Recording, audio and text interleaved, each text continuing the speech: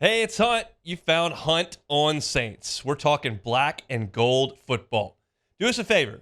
Hit the like button, share your comments below, and hit that subscription button so you can get all of our content. Enjoy. Saints come to terms on a free agent deal for Chase Young, former number 2 overall pick in the draft, former Washington football team, probably, former Washington Commander, definitely, former San Francisco 49er, now New Orleans Saint. And I'll say this, I love it. I think it's an awesome move. Awesome. I haven't said really anything the Saints have done in the last year and a half has been awesome. This, to me, is awesome. It does not, to me, mean that the trajectory of the franchise is changing or that the Saints are 4 games better today than they were yesterday. But there is almost zero downside to this move. The Saints, we know, love to sprinkle money throughout the life of these contracts and convert to signing bonuses and roster bonuses and do all the gymnastics that it takes to field a team while kicking salaries down and down and down the line. This is none of that. This is good player, still in his physical prime. $13 million, no strings attached. If it works, awesome. We'll see you at the renegotiating table next year. If it doesn't, see you later. No skin off our back for the next season. So it just makes so much sense from a perspective of you're helping your team because the Saints were atrocious rushing the passer last year. I'll get to some of those numbers. And you're not hamstringing the future. There was a time where all the Saints really needed to be worried about was how do you put a little bit better team on the field next season? How do you get a little bit better? Yeah, you trade that 3rd-round pick to move up 4 spots in the 1st round. Yeah, you add another year or 2 onto that contract that may not pay off down the line, but you got this guy right now. We'll worry about that when it comes to time to pay for it. All those things made sense then. They don't make sense now. And this has none of those strings attached. Again, Chase Young may be done. He may flame out, have a sack and a half this year, cost you $13 million, and you have another mediocre season. That is certainly possible, but that is not the worst thing that ever happened. The worst thing is paying a bunch of guys who can't play to either ride the bench, play poorly, or not be on your team at all. And the Saints aren't doing any of that. So this is a great deal for the New Orleans Saints. It addresses a position of need and doesn't hamstring you in the future. I mentioned just a second ago that the Saints had a terrible pass rush. Well, let's just look at some of the numbers comparatively speaking with the rest of the league. Pulled these from Pro Football Reference. Sacks. The Saints were 29th in the NFL. That's awful. Awful.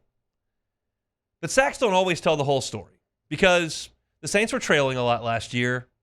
Teams may run the ball a little bit. You can certainly impact the game and make a huge play that doesn't show up on the stat sheet as a sack.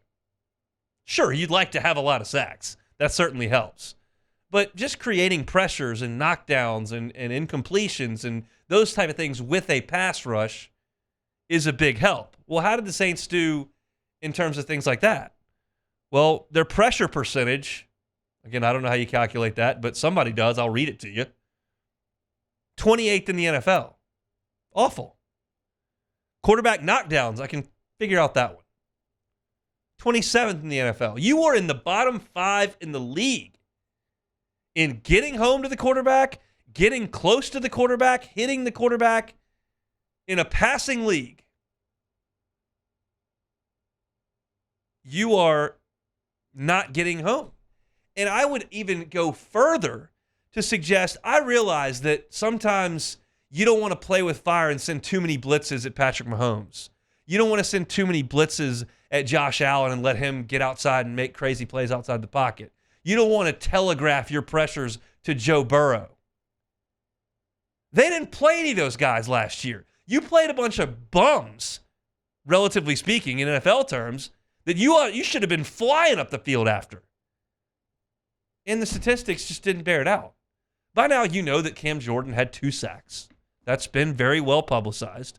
And his best football is behind him. We know that. But you look at the other guys that you're asking to rush the passer. Nice job, Carl Granderson, 8.5 sacks. We will take that all day long. Hopefully this year it's closer to 12. That'd be great. But your second leading sack man was Demario Davis from the inside linebacker spot. That's a guy who, yes, can rush the passer and did rush the passer a little bit, but he is doing some other things in your defense. Next up, which is really good news, is Brian Brzee at 4.5 sacks from the interior defensive line. I think there's a chance that he becomes a really, really good player. But where are the other guys on the edges? Tano Passanio, 3.5 sacks. Cam Jordan, 2 sacks. It's just not very productive. Zach Bond had 2 sacks. You don't figure he's going to be on the team. Nathan Shepard, 3.5 sacks. It's not a group up front that created a lot of pressure. But if I can paint you a picture where Carl Granderson goes up from 8.5 sacks to 11 sacks, that's not asking something crazy. Where Cam Jordan, instead of 2 sacks, has 4, and then Chase Young has 8 or 9, and Brian Brzee in his second year goes from 4.5 to 7, all of a sudden I just threw 9 or 10 extra sacks at you there. 12 extra sacks. Those could be the difference in a game. And again, it's not all just about sacks. It's about creating pressures. And Chase Young, we know, was the defensive rookie of the year. As a rookie in Washington, had 7.5 sacks, 10 TFLs, very disruptive. Then was hurt the next couple of years, 9 games in 2021, only 2 games started, 3 games total in 2022. And then last year in his year 24 season, he played with 2 teams and came up with 7.5 sacks. So the 2 times he's played a full slate, you're talking about a guy who's good for 7.5 sacks. And he's only 25. I could stand to reason he could be better than he was last year. He could be better than he was when he was 21. I'm not guaranteeing it, but I'm telling you there's a possibility. Trying to reach and scrap for Cam Jordan to rediscover 10-sack form, to me, is ambitious or just foolish. But I think Chase Young, as a 25-year-old man who, whether he wants to talk about it or not, which he did not yesterday, is in a prove-it spot. When you're the defensive rookie of the year, whose team decides not to pick up your option and then trades you, that's what they think. When you have a team that you played for, that you tallied 5 sacks for, 2.5 sacks for San Francisco, that doesn't make a genuine effort to re-sign you for what was a 1-year, $13 million deal, well, that tells you something. But again, to go back to the initial point that I'm making, like, this is not a risk. This is a no-risk play for the Saints. You signed Chase Young to the same thing you signed Carl Granderson to. I would suggest you have not mortgaged the franchise for Carl Granderson, and you certainly haven't for Chase Young. This was a significant position of need, and they have done a good job of addressing it, 1, with a young player, and 2, with a fairly cheap player. Because $13 million is not necessarily dirt cheap for 1 year, but $13 million over the life of a contract, which is in this case is 1 year, is cheap. So I think this is fantastic for the New Orleans Saints. Now, what does this mean about the rest of the offseason? I don't think it changes much. The Saints will have their plan of how they want to attack the first round of the NFL draft.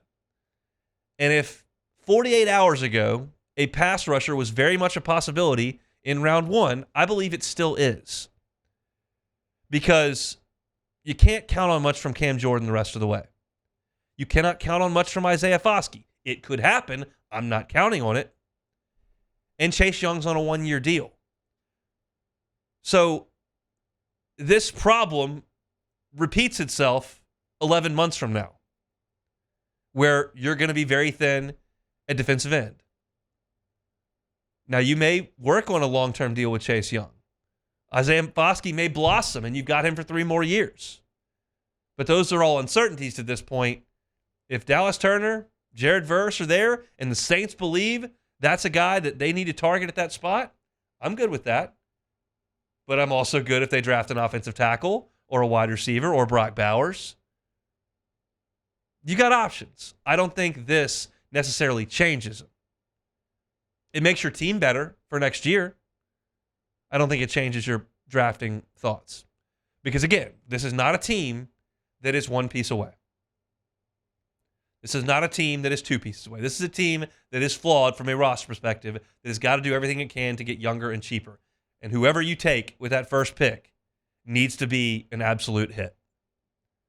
But kudos to the Saints front office for making this decision, making this happen. I think this is a very, very good thing for New Orleans. I think Chase Young has good football left in him, and I think that you'll see a motivated and productive Chase Young. Now, how the rotation works with Cam Jordan, we know that Chase Young has not been the best run defender. Cam Jordan is a very strong run defender. We know that Cam Jordan does not rush the passer very well right now, and that's what Chase Young's skill set is. So the task is to get those guys out there and get the right blend to get the right production. You figure Granderson on the other end kind of got his spot to himself. We'll see what Foskey is.